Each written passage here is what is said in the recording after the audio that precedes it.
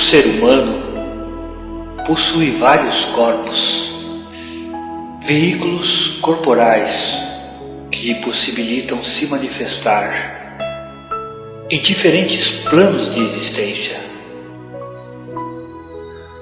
plano físico, plano etérico, plano astral, plano mental, plano da luz. Esses 7 planos, pessoas indevidamente mencionam eles como planos de diferentes dimensões, o que cientificamente não é a realidade. Porque a diferença entre estes 7 planos, todos são considerados de ordem física, a diferença se encontra única e exclusivamente na densidade da matéria de suas composições.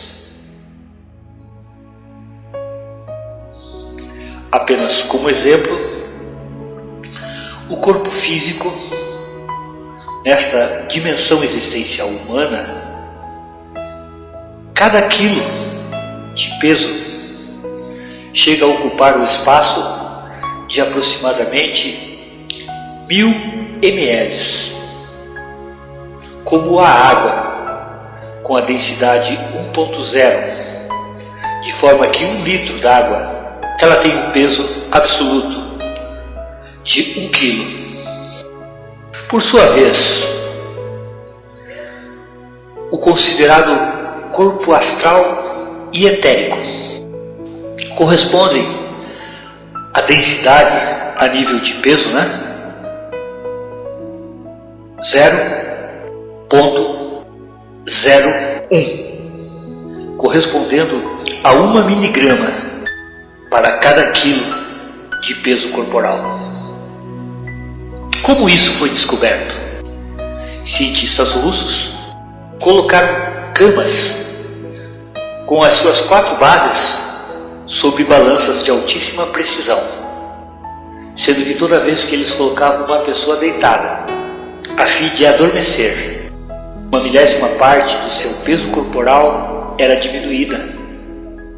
Uma pessoa com 80 quilos, por exemplo, quando adormecia, ela pura e simplesmente perdia 80 gramas.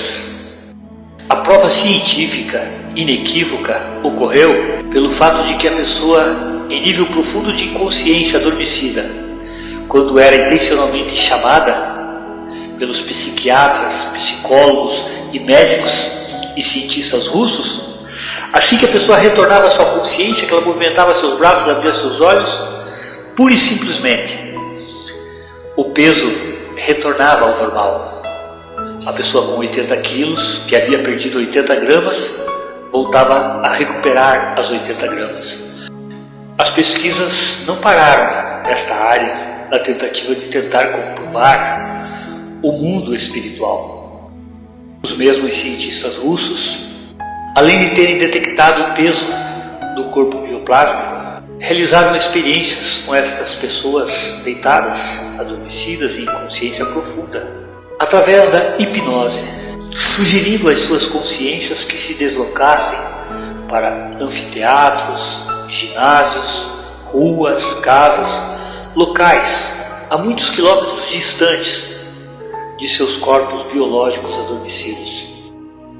O interessante é que eles posicionaram cientistas nesses locais à espera da consciência dessas pessoas se deslocar até esses locais.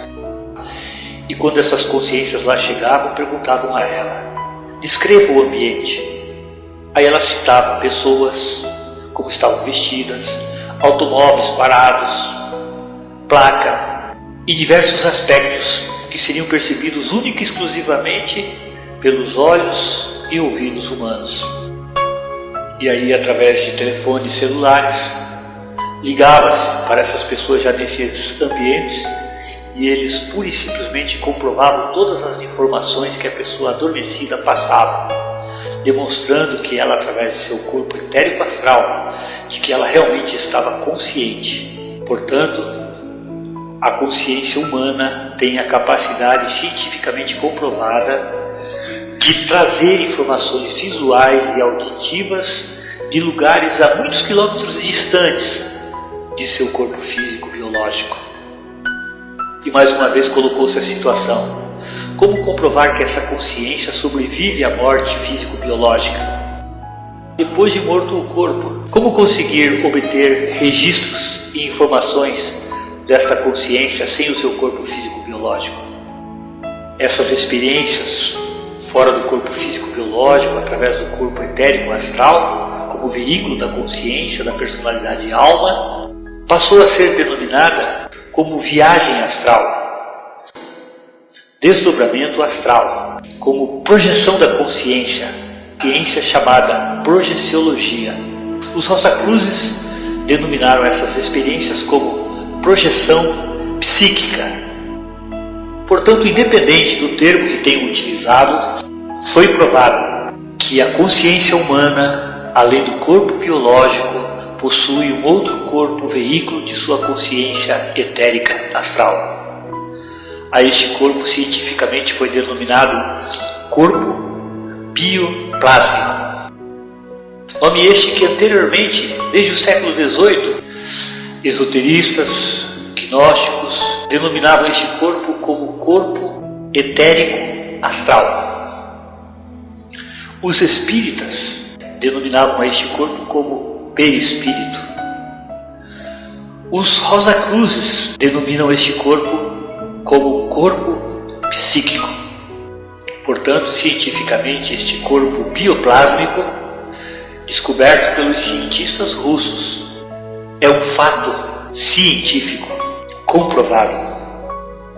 E aí surge a questão: uma vez comprovado que a consciência possui um outro corpo, além do corpo biológico, considerado físico, não teria sido provado então aí a vida espiritual?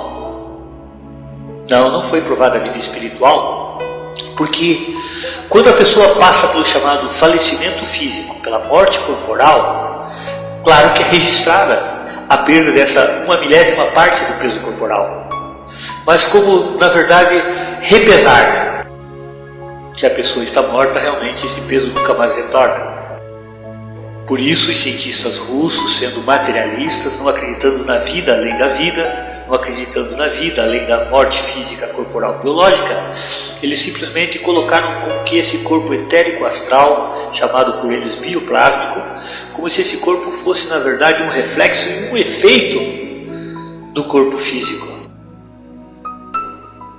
Sendo que os espiritualistas, os espíritas, os esoteristas, os gnósticos, os teosofistas, Rosacruzes, eles consideram este corpo psíquico, esse corpo etérico astral, este corpo perispiritual, como sendo a matriz e não o reflexo do corpo físico biológico. Como comprovar então esses planos existenciais, a vida além da vida após a morte corporal? Todos os seres humanos, pela manhã, quando os seus corpos se movimentam, eles acham que estão acordando. Espiritualmente, na verdade, percebe-se que as pessoas, quando se mexem na cama pensando que estão acordando fisicamente, na verdade elas estão iniciando o sono existencial humano. Como assim? Simples.